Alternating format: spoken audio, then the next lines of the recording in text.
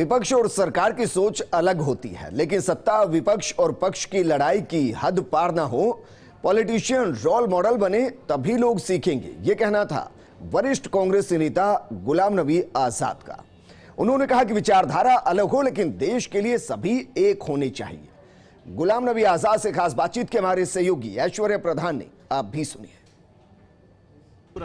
सबसे बड़ी बात कि संसदीय परंपराओं के मामले में आपकी पूरे देश में तारीफें होती हैं, और आज आपने राजस्थान विधानसभा में बात कही।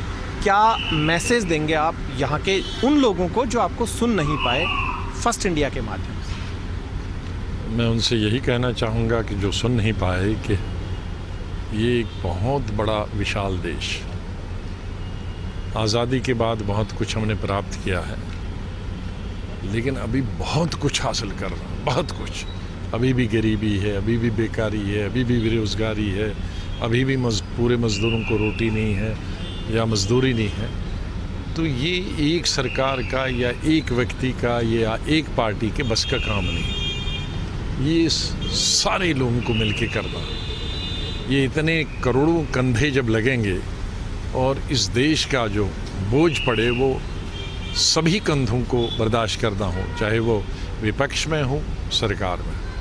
तो इसलिए ठीक है, अपनी सोच अलग अलग होती है, उस सोच को रखें। उस सोच में कोई हम किसी को नहीं पर ये बताते कि सब लोग हमारी सोच पे चलें, या दूसरी अलग सोच रखने वाले हैं वो हमको ज़बरदस्ती अपनी सोच पे नहीं चला सकते।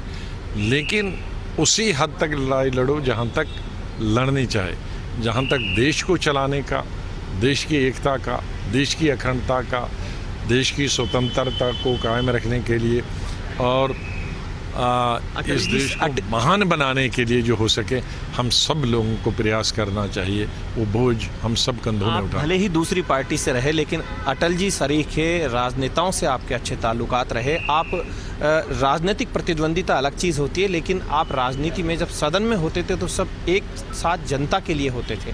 तो आज के जनप्रतिनिधियों में ऐसा बहुत कम देखा है, क्योंकि मेरे ख्याल में जितने पुराने जितने अब लीजिए ना आप, आज के वक्त में भी, आज़ादी के वक्त में भी मधोक जी की एक सोच थी, नेहरू जी की अलग सोच थी। अब देखें पहली कैबिनेट में कौन था, सब लोग थे।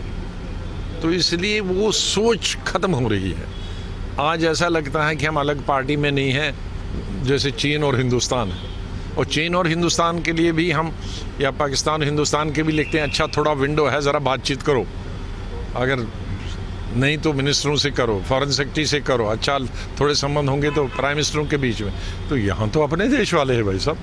तो ऐसे हमको हालात नहीं बनाने चाहिए कि बिल्कुल हम दुश्मन लगे।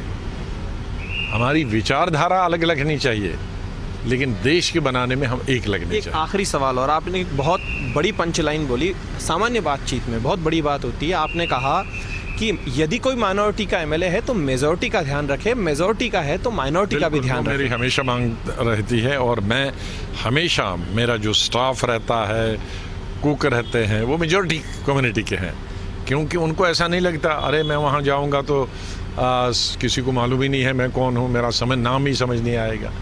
अब कभी कभी डिफ़िकल्ट होते हैं माइनॉरिटी के नाम समझने, मेजॉरिटी को डिफ़िकल्ट आते हैं मेजॉरिटी को। तो कम से कम जो लीडर है उसका जो मिक्स होना चाहिए, उसका स्टाफ मिक्स होना चाहिए, खाना पीने वाला मिक्स होना चाहिए, उसके लोग आसपास मिक्स होने चाहिए, कि ताकि कोई भी किसी जाति का, धर्म का लगना चाहिए, उसको लगना चाहिए ये हम में से एक है, अरे ये तो हमारा ही घर है। उसको ऐसा नहीं लगना चाहिए कि कहीं दूसरे देश के या दूसरे मुल्क के या दूसरे धर्म के वो जा रहा है। उसको अपना ही घर का जैसा वातावरण लगना चाहिए। ये सभी पॉलिटिकल लीडरों के लिए और समाज के हर सब जो स्टाफ रखते हैं, जो नौकर एफर्ट करते हैं, ये सब के लिए है, ज़रूरी नहीं है पॉलिटिशियन के लिए।